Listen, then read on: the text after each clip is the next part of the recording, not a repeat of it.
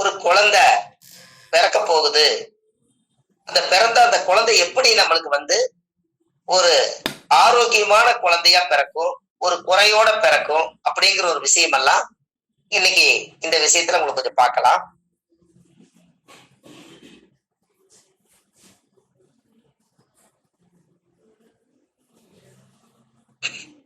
அதாவது யாராவது ஒரு ஜாதகத்தை பார்த்தீங்கன்னா, சூரியனோட ராகு யாருக்கு சேர்ந்திருந்தாலும் அந்த ஜாதகத்தை வாங்குனீங்கன்னா தலையில கொடி சுத்தி பிறந்துச்சான்னு கேளுங்க. அவங்க ஆச்சரியப்பட்டுருவாங்க. சூரியனும் ராகும் யாருக்கெல்லாம் ஒரு ஜாதகத்துல பிறந்திருக்குதோ அவங்களுக்கு கொடி சுத்தி தான் பிறக்கும். ஆனால் தலையில குடல் சுத்திக்கும். உங்களுக்கு அது புரியுதுங்களா நான் என்ன சொல்ல வரேன்னு?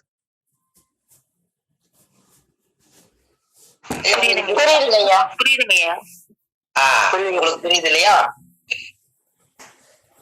அதாவது தலையில சூரியனும் ஒரு ஜாதகத்துல சூரியனும் ராகுவும் யாருக்கெல்லாம் சேர்ந்திருக்கோம் அவங்களுடைய குழந்தை பிரசவமாகி வந்திருந்தால் அந்த ஜாதகருக்கு சூரிய ராகு சேர்ந்த குழந்தைக்கெல்லாம் அவங்க அம்மா அப்பாவை நீங்க கேட்டீங்கன்னா குழந்தை தலையில கொடி சுத்தி அந்த குழந்தை பிறக்கும்.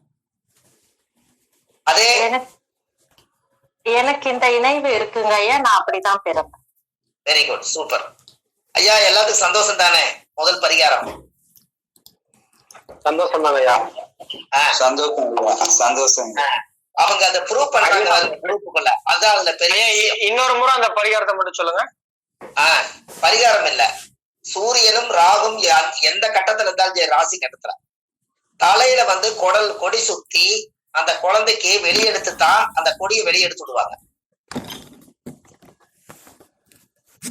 அதாவது தலைய சுத்திடும் கொடி, சூரியனும் ராகும். இது ஏன் அப்படி? இத லாஜிக்கா பரிகாரமா கொண்டு வாங்க. எப்படின்னு பாருங்க. சூரியன்னா தலை, ராகுன்னா பாம்பு மாதிரி குடலு. இந்த சூரியனை ராகு ஒட்டி இருக்கிறதுனால தலையில போய் இந்த குடல் ஒட்டிக்குது, அதனால கொடி சுத்தி பிறக்குது தலையில. எப்படி?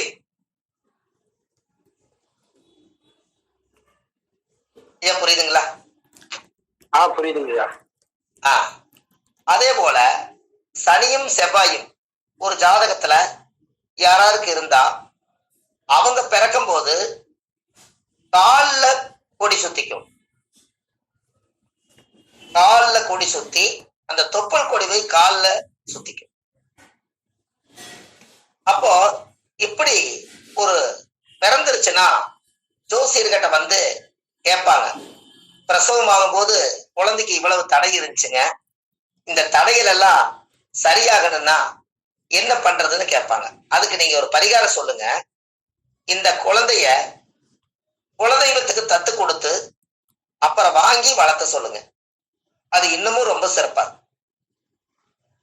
குலதெய்வத்தை கொண்டு போய் சாமி தத்து கொடுத்து வாங்கலாம். அப்படி குலதெய்வம் தெரியாதவங்க பெருமாள் கோயில கொண்டு போய் அந்த குழந்தைய தத்து கொடுத்து கோயில ஒரு 3 முறை சுத்தி ஒரு தேங்காய் பழம் பூமாலை அர்ச்சனை வச்சு சாமி கும்பிட்டு அதுக்கப்புறம் கொஞ்ச நேரம் கிளம்பிச்சு அந்த குழந்தைய பிராமணர் ஐயர்கிட்ட இருந்து சாமியோட கருவறையில உள்ள கொண்டு போய் வச்சு இந்த குழந்தைக்கு பெருமாளுடைய பேரோ அல்லது உங்க பேர் எதுவும் வச்சு அங்கிருந்து அந்த கருவறையிருந்து குழந்தைய வாங்கிட்டு வளர்த்து சொல்லுங்க. அந்த குழந்தைக்கு அந்த தோஷம் வராது. ஏன் அப்படின்னா, அந்த காலத்துல நீங்க பார்த்திருக்கீங்களா, மாலை சுத்தி பிறந்தா மாமனுக்கு ஆகாது, கொடி சுத்தி பிறந்தா கோத்திரத்துக்கு ஆகாதுன்னு சொல்லுவாங்க. நீங்க கேள்விப்பட்டுக்கிறீங்களா ஐயா? இப்ப இன்னும் கொஞ்சம் நம்ம அட்வான்ஸா போயிட்டோம். சூரியனோட ராகு சேர்ந்தா சூரியன்னா தலை, ராகு அதுல சுத்திக்கும். செவ்வாயும் சனியும் சேர்ந்து இருந்தா சனினா முழங்காலு, அப்ப கணுக்காலு முழங்காலுதான் சனி.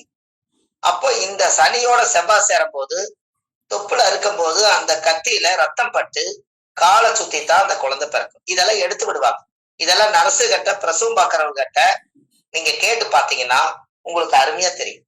இதெல்லாம் நீங்க தெரிஞ்சுக்கணுங்கிறதுக்காக இந்த விஷயத்த சொன்னேன். சரி, இப்போ நம்ம நேரா ஒரு விஷயத்த சொல்லுங்க ஐயா. இந்த அடப்பு நட்சத்திரம் சொல்றாங்க இல்லையே, இந்த அடப்பு நட்சத்திரத்தை பத்தி நீங்க ஏதாவது தெரிஞ்சுக்கணுமா? கண்டிப்பா கண்டிப்பா தெரிஞ்சுக்கணுங்க ஐயா. கண்டிப்பாங்க ஐயா. ஆமாங்கய்யா. ரைட், ரொம்ப சந்தோஷம். இந்த அடப்பு ஒருத்தருடைய வாழ்க்கையில எப்படியெல்லாம் நம்மளை வந்து கஷ்டப்படுத்துது அப்படின்னு பாருங்க. அவிட்டம், சதயம், பூரட்டாதி, உத்திரட்டாதி, ரேவதி 6 மாசம் அடப்பு இந்த 5 நட்சத்திரத்துக்கு கொடுத்துருக்காங்க. அதே போல ரோகிணி, மிருகசிருஷம், கிருத்திகை இதுக்கு அடப்பு கொடுத்துருக்காங்க. இப்படி ஒருத்தர்களுக்கெல்லாம் என்னங்கய்யா திரும்ப சொல்லுங்க, நட்சத்திரங்கள் சொல்லுங்க. நட்சத்திரங்கள் உங்களுக்கு அப்புறம் சொல்றேன். அடப்பை பத்தி நீங்க தெரிஞ்சுக்கங்க. இருக்கிறது 12, 13 நட்சத்திரம் தான் அடப்பு நட்சத்திரங்கள் இருக்கும். இந்த அடப்பு நட்சத்திரத்துல யாராவது ஒருத்தர் இறந்துட்டாங்கன்னா அவங்களுக்கு உடனே ஏதாவது சீக்கிரமா கொண்டு போய் அடக்கம் பண்ணிட்டு ஒரு 6 மாசம் அடக்கு இருக்குது. 6 மாசம் அடப்பு இருந்தா இந்த 6 மாசத்துக்கு இவங்க 6, 3, 18, 180 சூடத்தை ஒன்னா வச்சு கொளுத்தி சாமி கும்பிட்டு கருப்பு கர்மாந்தரம் எல்லாம் முடிச்சு இவ்வளவுதான் ஆத்மா பூஜை அப்படின்னு இன்னைக்கு உலகம் ரொம்ப வேகமா போகுது. ஆனா அதையவே நம்ம திருப்பி கேட்டா இப்ப எப்படின்னா முறையா 6 மாசம் அடப்பு இருக்கிறத ஏன் அந்த உயிர் 6 மாசம் இந்த பூமியில அந்த ஆத்மா வாழும்னு நினைக்குது அப்படின்னா அந்த அடப்பு நட்சத்திரங்கள்ல இந்த ஆத்மா ஐயோ நான் குழந்தையை விட்டுட்டு போறேன், என்னுடைய தாய் தந்தை விட்டுட்டு போறேன், என் சொத்தை விட்டுட்டு போறேன், என்னோட மூதாதிகள் எல்லாம் விட்டுட்டு போறேன், எனக்கு நிறைய இந்த உலகத்துல வாழணும்னு எனக்கு ஆசை இருக்குது, இந்த உயிரை ஆண்டவன் எடுத்துக்கிறானே அப்படின்னு இன்னும் வாழணும்னு நினைச்சு அந்த எண்ணத்தோட தான் அது இருக்கும். அப்போ என்ன அப்படின்னு கேட்டீங்கன்னா அந்த உயிர் போனாலும் கூட உடம்பை கொண்டு போய் மண்ணுல அடக்கம் பண்ணிருவோம். அதுக்கப்புறம் இந்த ஆத்மா மட்டும் இறந்த இடத்துலயே சுத்திட்டு இருக்கு. அப்ப இந்த இறந்த இடத்துல சுத்திட்டு இருந்தா அந்த ஆத்மா அந்த வீட்டை விட்டு போகாது. அதனாலதான் அந்த காலத்துல கூட அடப்பு வையே அப்படின்னு சொன்னாங்க. அந்த வீடு வாழ்ந்த வீட்டை அடைச்சிடணும் இறந்த நேரம் சரியில்லைனா. அப்ப இறந்த நேரம் சரியில்லைனா யாருக்கெல்லாம் தீட்டு? கொல்லி வைத்தோர், குடமுடைத்தோர், புலிமேட்டுக்கு மண்ணு தள்ளினோர், வாக்கரிசி போட்டோர், எரை எடுத்தோர், மூட்டை எடுத்தோர், வஸ்திரம் வாங்கினோர், இத்தனை பேர்த்துக்கு அந்த தீட்டு இருக்குமா? இப்ப சொல்லுங்க, நான் இளவுக்கு போகல, நான் அதையெல்லாம் தொடல அப்படின்னாலும் அந்த இறந்த உயிரோட ரத்த சம்பந்த உறவுகளுக்கெல்லாம் இந்த 6 மாத காலம் அவங்களுக்கு தீட்டுதான். அப்ப இந்த 6 மாச காலத்துக்கு இந்த ஆத்மாவை பூமியில அது சம்பாரிச்சு இடந்தடம் வாங்கி வீடு வாசல் கட்டி பேரு புகழெல்லாம் தேடி வச்ச ஒரு ஆத்மாவுக்கு 3 நாள்ல காரியத்தை முடிச்சு போட்டு 180 சூடத்தை ஒன்னா வச்சு கொளுத்திட்டு அவ்வளவுதான் முடிஞ்சது, இதுக்கு மேல அவங்கவுங்க வேலை பாருங்கன்னு சொன்னா இந்த ஆத்மா ஒரு 60-70 வருஷம் வாழ்ந்திருந்தா அப்ப அவருக்கு கோபம் வரும். ஏன்? எத்தனை சொத்தை இந்த ஆத்மா பேரபேத்திகளுக்கெல்லாம் சேர்த்து வச்சிருப்பார், எத்தனை வீடு வாசலை கட்டி வச்சிருப்பார், எத்தனை பேர் போல சம்பாரிச்சு வச்சிருப்பார். இவ்வளவு பேர்த்துக்கும் இந்த ஆத்மாவை இந்த 3 நாள்ல கருப்பு கர்மாதியோட முடிஞ்சுதா? அப்ப அந்த வாழணும்னு அந்த 6 மாசம் நினைச்ச ஒரு எண்ணம் அவங்களுக்கு அந்த 6 மாசத்துக்காவது என்னை சுத்தி விளக்கு போட்டு எனக்கு ஆத்மா சாந்தி பண்ணுங்க, அப்பத்தான் நான் இந்த பூலோக பதவி விட்டு சிவலோக பதவி போகணும்னு சொல்லுவேன். அதுக்காகத்தான் அந்த காலத்துல ஊடு அடப்பு வந்தா இழந்த முள்ளு இருக்குது இல்லைங்களா, இழந்த முள்ளு, அந்த இழந்த முள்ளு, வேலி முள்ளு, கருவேலா முள்ளு எல்லாம் கொண்டு போய் அந்த இறந்த உயிருடைய ஆத்மா பக்கத்துல கொண்டு போய் அந்த வீட்டை அடைச்சு அது பால் அடைஞ்ச 6 மாசத்துக்கு அந்த உயிரோட்ட இடத்துக்கிட்ட யாரும் போக மாட்டாங்க. அதுக்கு கொஞ்சம் வெளியில வச்சு ஒரு வெங்கல கிண்ணத்துல நல்லெண்ணெய் விட்டு 1 ரூபா காயின் போட்டு எல்லாரும் அந்த நல்லெண்ணெய் முகத்தை பார்த்துக்கங்கன்னு சொல்லி அந்த முகத்தை பார்த்து அந்த நல்லெண்ணெய் வச்சு ஒரு பொட்டி கூடை போட்டு கமுத்தி 4 செங்கலை தூக்கி அது மேல வச்சிருவாங்க. இதுக்கு பேரு தான் ஊடு அடப்பு.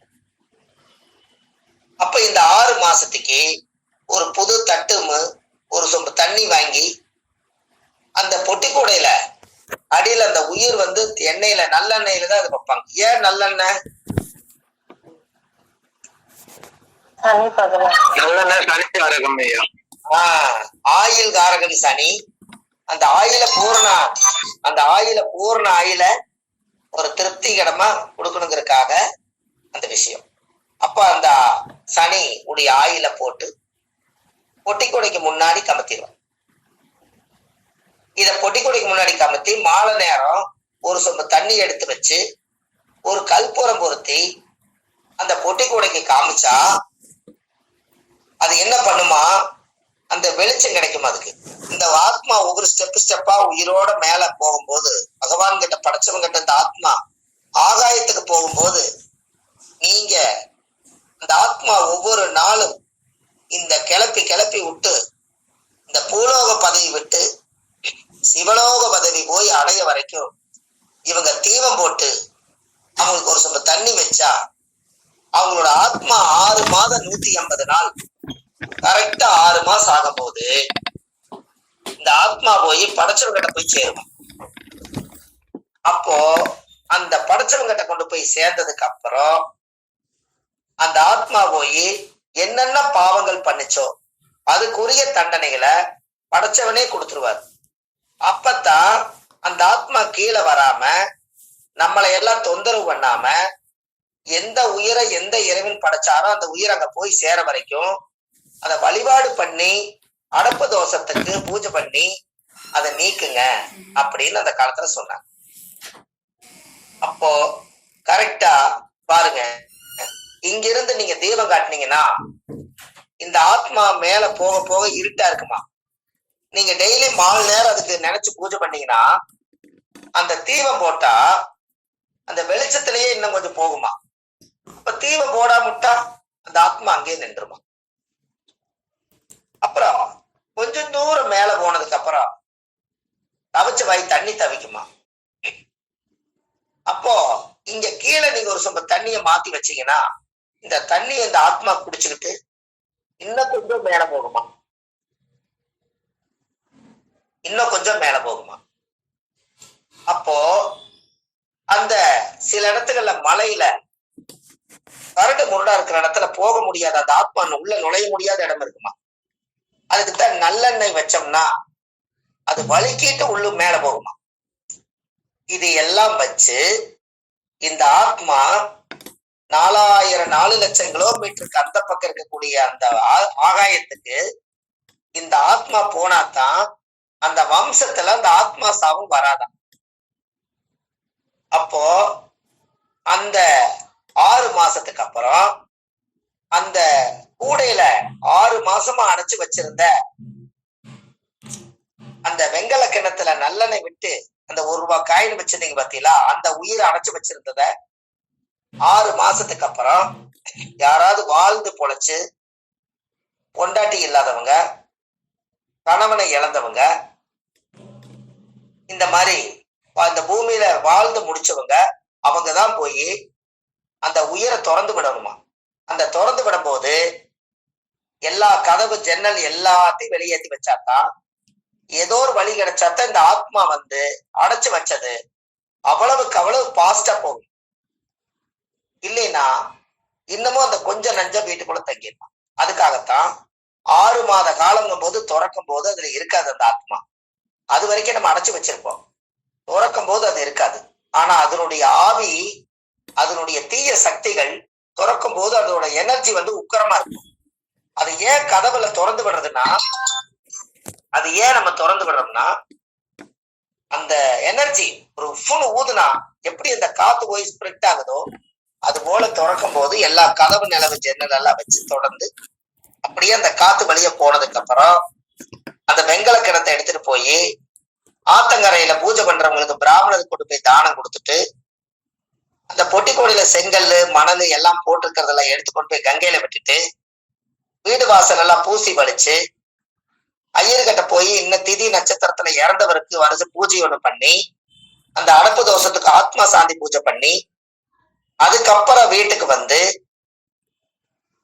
படப்பு இலையெல்லாம் போட்டு அவர் என்னெல்லாம் சாப்பிடுவாரோ, ட்ரிங்க்ஸ் சாப்பிட்டா ட்ரிங்க்ஸ், சாப்பாடுனா சாப்பாடு, மீனுன்னா மீன், கருவாடுன்னா கருவாடு, அவர் என்னெல்லாம் விரும்பி சாப்பிட்டாரோ இது எல்லாத்தையும் வச்சு அவருக்கு அவருக்கு வந்து படைச்சு, அந்த ஆத்மாவுக்கு படைச்சு ஒரு கல்பூரத்தை பொருத்தி வச்சு சாமி கும்பிட்டு, அந்த விளக்கு எல்லாரும் கும்பிட்டு முடிச்சுட்டு அந்த சூடம் எரிய போது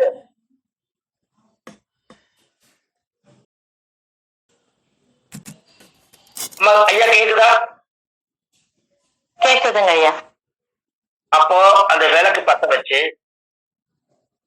அந்த சூடத்தை எரியும் போது எல்லாரும் வெளியில வந்து கதவை சாத்திட்டா, அந்த ஆத்மா சந்தோஷமா என்னை வச்சு கொண்டாடி, எல்லாரும் நீங்க எல்லாருமே எனக்கு பிடிச்ச மாதிரி நீங்க செஞ்சீங்க, என்னை நல்லா கவனிச்சு பார்த்துக்கிட்டீங்க, எனக்கு பிடிச்ச மீன் வச்சிருக்கிறீங்க, எனக்கு பிடிச்ச கருவாடு வச்சிருக்கிறீங்க, என்ன நினைச்சு நினைச்சு கல்லு வாங்கி வச்சிருக்கிறீங்க, மீன் வாங்கி வச்சிருக்கிறீங்க, எல்லாரும் பேர பேட்டிகள் மக்கமார்கள் எல்லாரும் சந்தோஷமா இருங்க, இந்த பிறவியில நான் ஆத்மா பிறவி எடுத்து நான் படைச்சவங்கிட்ட சந்தோஷமா நான் போயிட்டேன்னு சொல்லி அந்த ஆத்மா வாழ்த்திட்டு போயிருமா. அதுக்கப்புறம் அந்த மறுபடியும் அந்த கதவை திறந்து அதுக்கு ஒரு சூடம் காமிச்சு, அதுக்கப்புறம் அந்த படப்பு போட்டுக்கிறத எல்லாம் எடுத்து கூரை மேல கொண்டு போய் தண்ணிய தொளிச்சு காகத்துக்கு சாப்பாடு வச்சு, அந்த காகம் சந்தோஷமா வந்து எடுத்துருச்சுன்னா அந்த ஆத்மாவுக்கு கோபம் இல்லை, அந்த வம்சத்துல பிறந்த ஆத்மாவுக்கு யாருக்கு இனிமேல் தொந்தரவு வராது, இதுக்கப்புறம் அந்த இடத்துல அந்த அடப்பு தோஷம் சுத்தமா நீங்கிருச்சு. இன்னும் முன்னோர்களுடைய வழியில இதைய அந்த காலத்துல இதை பயன்படுத்திருக்காங்க. அருமைங்க. ஆமா, மீட்டை ஓபன் பண்ணி எல்லாம் சொல்லுங்களேன். ரொம்ப அற்புதமான தகவல் ஐயா. ரொம்ப சந்தோஷம். அப்போ அப்போ அந்த காலத்துல முன்னோர்கள் எல்லாம் இப்படி ஒரு ஆத்மாவை எப்படியெல்லாம் வழிபாடு பண்ணி அத செஞ்சிருக்கிறாங்கன்னு பாத்தீங்களா?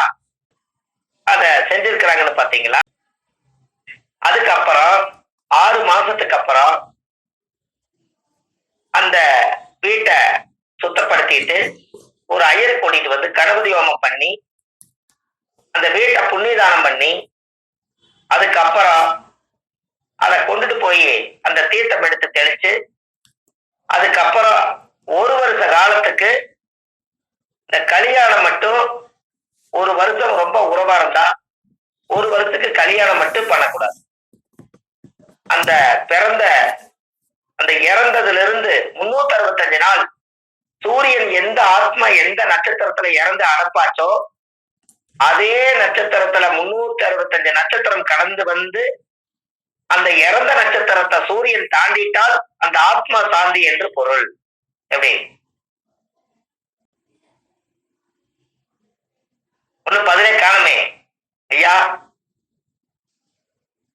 அற்புதம் அற்புதம் ஐயா. அருமையான தகவலுங்க ஐயா, அருமையான தகவல்.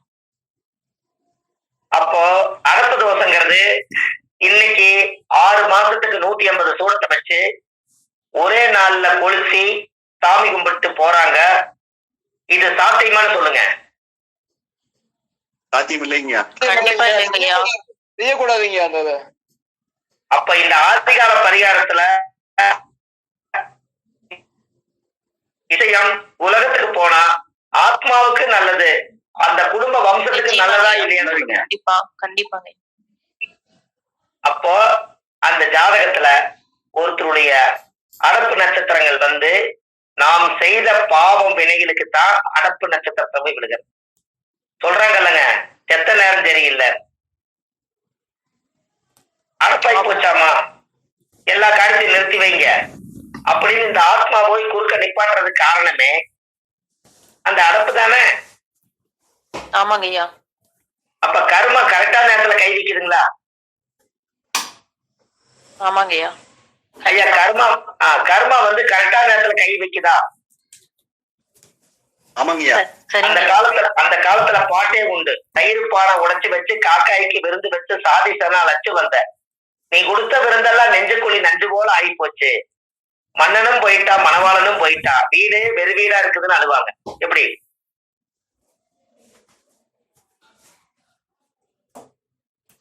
புரியுதுங்களா? புரியுதுங்க. உங்களுக்கு இந்த அரச நட்சத்திரம் சொன்னது இந்த நேரம் சரியா தவறுங்களா? சரிதாங்கய்யா. ஒரு அப்படிலாம் இல்லைங்க. இல்லைங்க இல்லங்க ஐயா, சொன்னதை எழுதிட்டு இருக்கோம் அதனால. எழுதக்கூடாதுங்கம்மா, ரெக்கார்ட் போட்டுங்க. எழுதுனீங்கன்னா என் கூட ஒடியார முடியாதுல்ல. உங்களுக்கு ஐயா ஒரு பண்றாரு பாத்தீங்களா?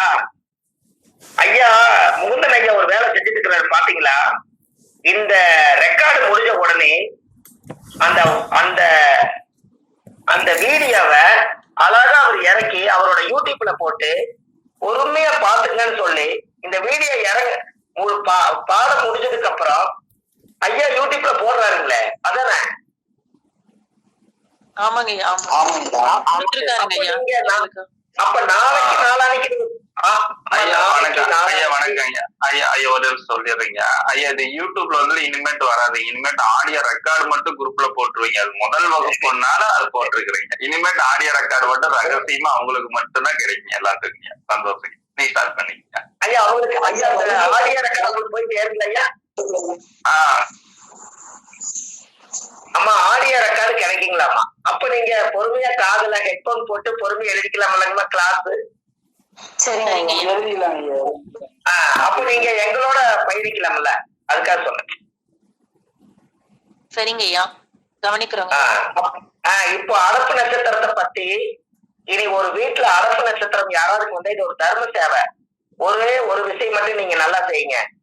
யாருவெல்லாம் ஜாதகம் பார்க்க வந்தா அடப்பு நட்சத்திரம் வந்து கேட்க வந்தாங்கன்னா அவங்களுக்கு இந்த மாதிரி நல்ல விஷயத்த சொல்லிட்டு நீங்க மனதார அவங்கள சந்தோஷமா தாட்டி விட்டுருங்க. அவங்க 100 ரூபாய் 200 ரூபாய் கொடுத்தாங்கன்னா அந்த காசு வாங்காம விட்டுருங்க. உங்க குடும்பத்துக்கு பிரேத சாபம் வராது. சரிங்க ஐயா, கண்டிப்பா செய்யறோங்க ஐயா. அற்புதங்க ஐயா.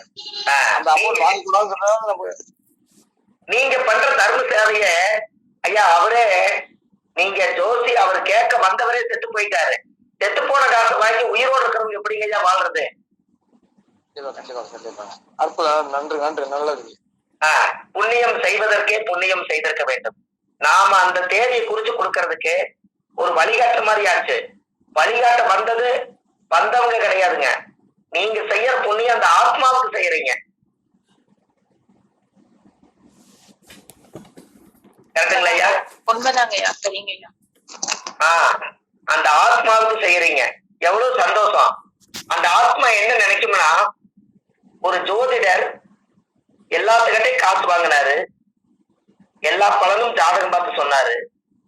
நம்ம இறந்துட்டேன்னு போய் சொன்னே அந்த ஜோசியரு நம்மளுக்கு ஒரு ஆத்மாவை தெய்வமா நினைச்சு நம்மளுக்கு மட்டும் அவர் காசு வாங்கலையே. நம்ம வாழ்த்த போது அந்த ஜோசியரை வாழ்த்திடலான்னு அந்த ஆத்மா உங்க வீட்டுல வந்து வாழ்த்திட்டு மேல் ரோகம் போகுமா? நல்ல தகவல் ஐயா. எப்படிங்க அம்மா? ஐயா.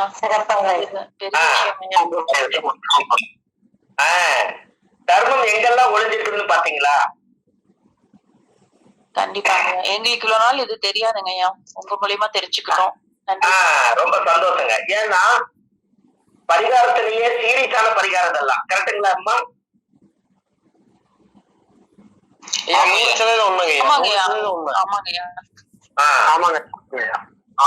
பரிகாரத்திலேயே சீரியஸான பரிகாரம் எதுன்னு கேட்டீங்கன்னா, ஆதிகால பரிகாரத்துல முன்னோர்கள் அந்த காலத்துல வாழும்போது அந்த காலத்துல பரிகாரம் முதல் உண்மை இல்லைன்னு சொன்னா அதுக்கு யாரு கேட்டாலும் ஒரு வார்த்தை சொல்லுங்க. பரிகாரம் உண்மையா நடக்குமா நடக்காதான்னு கேட்டா அவங்க கிட்ட நீங்க சொல்லி ஜெயிச்சு தப்பிச்சு வர்றதுக்கு நான் உங்களுக்கு ஒரு ரகசியம் சொல்லித்தரேன். என்னன்னா, பரிகாரம் இல்லைன்னு சொன்னா அவங்களுக்கு சொல்ல வேண்டியது நீங்க என்ன சொல்றீங்கன்னா, ஒருத்தர் இறந்துட்டாங்கன்னா செத்தவனுக்கு எதுக்கு சிங்காரம், எதுக்கு பாடம் கட்டுறீங்க?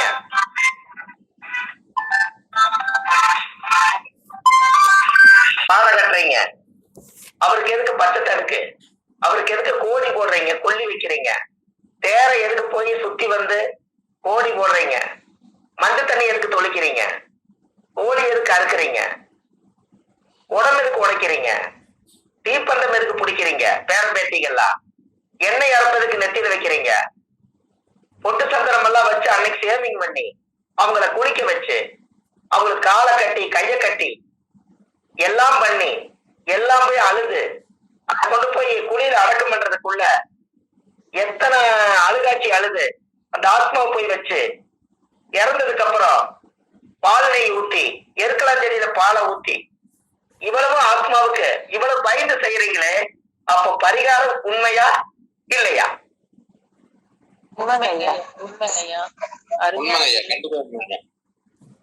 இதுக்கு அவங்க பதில் சொல்லிட்டாங்கன்னா உண்மையாலுமே சந்தோஷம் தானே. நிச்சயமாங்க. செத்தவருக்கு எதுக்கு சிங்காரம்? அந்த ஆத்மா கூடு விட்டு போயிருச்சு, அந்த உயிர் எங்கேயோ போயிருச்சு, படைச்சவங்கிட்டயே போயிருச்சு. இருக்கிறது உடம்பு மட்டும்தான். அந்த உடம்புல எதுவுமே இல்லை. வாழ்ந்து உழைச்ச ஆப்பிள், ஆரஞ்சு, மாதுளம்பழம், கொய்யாப்பழம், வாழைப்பழம், லட்டு, ஜிலேபி, மைசூர்பா, இட்லி, தோசை, பணியாரம், கறி, சோறு, நான்வெஜ் எல்லாம் சாப்பிட்டு வளர்ந்த சதை மட்டும்தானே உங்க வீட்டுல இருக்குது. உயிர் படைச்சவர் அழகா எடுத்துட்டு போயிட்டாரு. அந்த உடம்பு மட்டும்தான் இருக்குது. இந்த உடம்பு துர்நாற்றம் அடிக்கூடாதுங்கிறதுக்காக அன்னைக்கே பாட்டு எழுதிட்டார். ரஜினிகாந்துக்கு ஒரு அருமையான பாட்டு, மண்ணின் மீது மனிதனுக்கு ஆசை, மனிதன் மீது மண்ணுக்கு ஆசை. மண் தான் ஜெயிக்கிறது, இதை மனம்தான் உணர மறுக்கிறது. அப்ப கடைசியில இந்த மண்ணு திங்க போது ஆத்மாவை திங்காது மண்ணு, இந்த உடம்ப தின்றுது. கடைசியில பூமி சமமாயிடும். வாழ்ந்தவங்க பொழைச்சவங்களுடைய உடம்ப தேடுனா கிடைக்காது. ஆத்மாவும் மேல் லோகத்துல போயிருச்சு. பூலோக பதவி விட்டு சிவலோக பதவி போயாச்சு.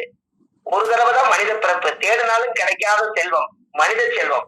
இதை மனிதனுங்களை தெய்வமா வணங்குறதுக்கு கோயிலே கட்டி கும்பாபிஷேகம் பண்ணினாலும் கூட சாமிக்கு சக்தி அதிகம்ங்கிறது உண்மைதான்.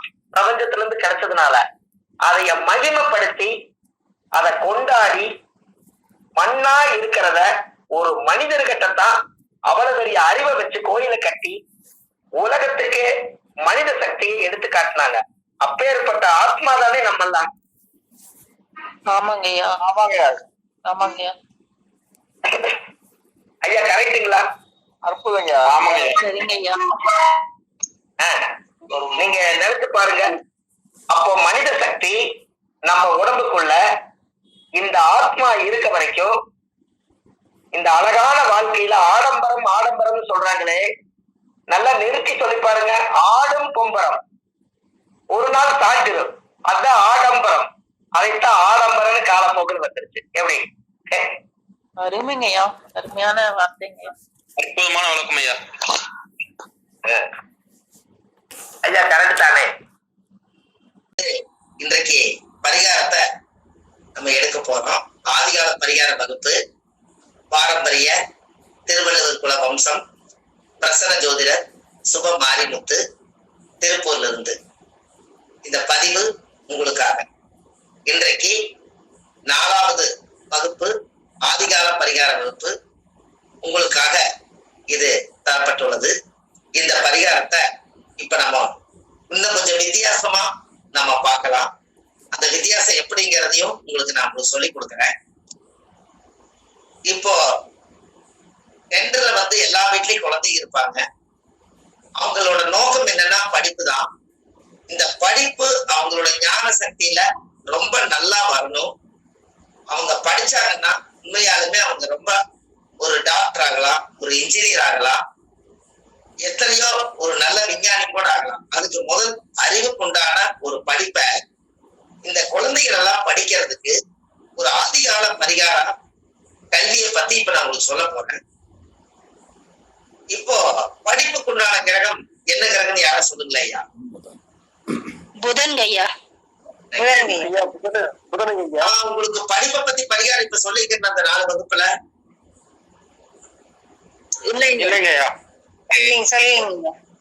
சரி, இப்போ நீங்க புதன் சொல்லிட்டீங்க. இப்போ நல்லா பாருங்க, இந்த புதன் படிப்பு நல்லா இருக்கணும் அப்படின்னா முதல்ல இந்த புதனோட உறவு என்னங்க? புதனோட தாய். அப்போ புதன் இயங்கணும்னா தாய்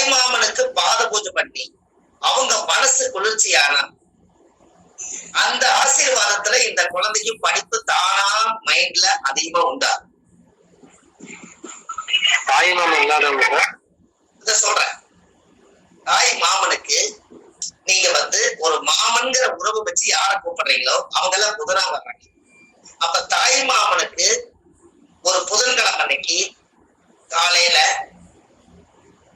புதன்கிழமை 6 to 7 புதனோட உரையில சூரியன் உதிக்கும் போது அவங்கள ஒரு தலவாழ இலை வச்சு அதுக்கு மேல ஒரு தட்டு வச்சு அவங்கள கிழக்கு முகமா சூரியனை பார்த்து நிக்க சொல்லி, பெண்ணா இருந்தாலும் ஆணா இருந்தாலும் அந்த குழந்தைய கால கழுவி ஒரு பசுமாட்டு பால் அந்த பாதத்துல ஊத்தி சாமிக்கு அது மேல 2 பட்டை பொட்டு சந்தனம் திருநூறு குங்குமம் எல்லாம் வச்சு பத்தி காமிச்சு ஒரு கற்பூரம் பொருத்தி வச்சு ஒரு தீபாரதனை காமிச்சு, என்னுடைய வாழ்க்கையில என்னுடைய ஜாதகத்துல ஏதாவது படிப்பு தோஷங்கள் தடையாக இருந்தாலும் இன்னையில இருந்து எனக்கு படிப்பு நல்லா வரணும், புதனுடைய உறவா இருக்கிறதுனால உங்ககிட்ட மண்டி விட்டு நான் ஆசீர்வாதம் கேட்கறேன்னு சொல்லி அவங்க கையில மஞ்சள் அரிசி கையில கொடுத்து, அதுக்கப்புறம் நீங்க கரெக்டா விழுந்து கும்பிடும் போது அவங்களை ஆசீர்வாதம் பண்ணி, நீ நல்லா படிச்சு கல்வியில பெருசா வருவீன்னு தாய்மாம மனசார ஆசீர்வாதம் பண்ணாருன்னா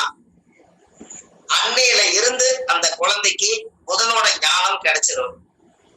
தாய்மாமனுடைய சக்தி அந்த குழந்தைக்கு வந்துரும், மனசு குளிர்ச்சி ஆயிரும். அதுல இருந்து 17 நாளுக்கு அப்புறம் அப்படியே இந்த குழந்தை படிப்புல வித்தியாசம் தெரியும், ஒரு நல்ல மாற்றம் உண்டாகும். அப்ப தாய்மாமனுக்கு கண்டிப்பா குழந்தைகள் பாத பூஜை பண்ணலாமா பண்ணக்கூடாதுன்னு சொல்லுங்க. அப்ப அந்த காலத்துல இப்ப ஒருத்தர் கேட்டாரு பாத்தீங்களா நம்ம குழுவுல, தாய் மாமனே இல்லைன்னா யார வச்சு பண்றதுன்னு. ஒண்ணு மாமனுடைய உறவா நீங்க யாரை எடுத்துக்கிறீங்களோ அவங்கள பாத பூஜை பண்ணுங்க. அப்படி இல்லைன்னா திருநங்கைய வீட்டுல கூட்டிட்டு புதன்கிழமை அன்னைக்கு இதே மாதிரி பொட்டு சந்தனம் வச்சு பூஜை பண்ணி சாமி கும்பிட்டு அவங்க கையில ஆசீர்வாதம் வாங்கி அதுக்குரிய வேலை செய்யுங்க. அப்ப இது பக்காவா இருக்கு.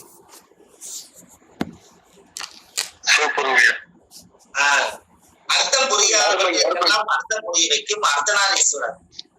லாஸ்டா சொன்னது சொல்லுங்க ஐயா. தாய்மாமன் இல்லன்னா என்ன பண்ணலாம்? லாஸ்டா சொன்னது மாதிரி சொல்லுங்க. அதாங்கய்யா, தாய்மாமன் இல்லாதவங்க நீங்க மாமன் சொல்லி உறவை யார கூப்பிடுறீங்களோ, சித்தப்பா வழியில பெரியப்பா வழியில ஒண்ணும் அவங்களுக்கு பாத பூஜை பண்ணுங்க. அப்படி அந்த உறவுகளும் கிடைக்கலன்னு சொன்னால் திருநங்கைகள் கண்டிப்பா கிடைப்பாங்க. அவங்களுக்கு நீங்க காலையில புதன்கிழமை அன்னைக்கு 6 to 7 புதன உரையில அதே மாதிரி தாய்மாமனுக்கு சொன்ன பாத பூஜைய அந்த திருநங்கையா இருக்கிறவங்களுக்கு ஒருத்தரை கூட்டிட்டு ஒரு பச்சை புடவை, வெத்தலை பாக்கு, பூப்பழம், அவங்களுக்கு பாசி, லெப்டிக்கு, அவங்க டிசைனா அவங்க போட்டு அழகு பார்க்கக்கூடிய பொருள்கள் இவங்களுக்கு பிடிச்ச மாதிரி எல்லாத்தையும் வச்சு அவங்க கையில கொடுத்து நீங்க அந்த கர்மாவை போக்கடிச்சுட்டா அந்த அவங்க நம்ம தலையை தொட்டு ஆசீர்வாதம் வாங்கும் போது அந்த கர்மா நம்ம படிப்புக்குண்டான கர்மா நிவர்த்தியாகி அந்த குழந்தை ஒரு 17 நாளைக்கு அப்புறம் இந்த ஞானம் உடம்புக்குள்ள வந்துடும். அதுக்கப்புறம் அந்த குழந்தை நல்லா படிக்கும். அது ஏன் 17 நாள் சொன்னேன்? முதல் திசை 17 வருஷம். ஏன்னா நேற்றுக்கு பாத பூஜை பண்ணேன், இன்னைக்கு பாத பூஜை பண்ணேன், நாளைக்கு ரிசல்ட் கிடைக்கலன்னு சொல்லிட்டு கூடாதல்ல. 17 நாள் நீங்க வச்சுட்டீங்கன்னா அந்த ஜாதகத்துல அதுக்கப்புறம் அது பாத பூஜை பண்ண எடுத்து அவங்களுக்கு எந்த நட்சத்திரத்துல பாத பூஜை பண்ணாங்களோ அடுத்த நட்சத்திரம் தாண்ட வரைக்கும் அந்த ஆசீர்வாதம் பிரபஞ்சத்துல இருந்து வந்துகிட்டே இருக்கும். அந்த 17 நாளுங்கிறது பிளஸ் 27 நாள், 17 நாளுக்கு மேல அது ரீச் ஆயிடும். அப்போ ஒரு மாசத்துக்குள்ள அந்த குழந்தைக்கு ஒரு பரீட்சையா இருக்கட்டும், ஒரு பாஸ் ஆக போறாங்கன்னா இந்த மாதிரி ஒரு பாத பூஜை பண்ணிட்டு போக சொல்லுங்க. இல்ல கல்வியில படிப்பே ஞானமே வரமாட்டேங்குதுன்னா இந்த பாத பூஜை பண்ண சொல்லுங்க. சூரியனும் சந்திரனும் கெட்டுட்டாலே அதை இயக்கிறதுக்கு ஒரே வழி அம்மா அப்பாவுக்கு பாத பூஜை பண்ணித்தாங்க இயக்க முடியும். அதே மாதிரி ஒருத்தர் ஜாதகத்துல படிப்பு புதன் கிரகம் கெட்டுச்சுன்னா நீங்க பாத பூஜை பண்ணீங்கன்னா அந்த புதன் ஆக்டிவிட்டி ஆகும். அப்ப பாத பூஜை அந்த காலத்துல முன்னோர்கள் வச்சுக்கிறாங்களா இல்லையா?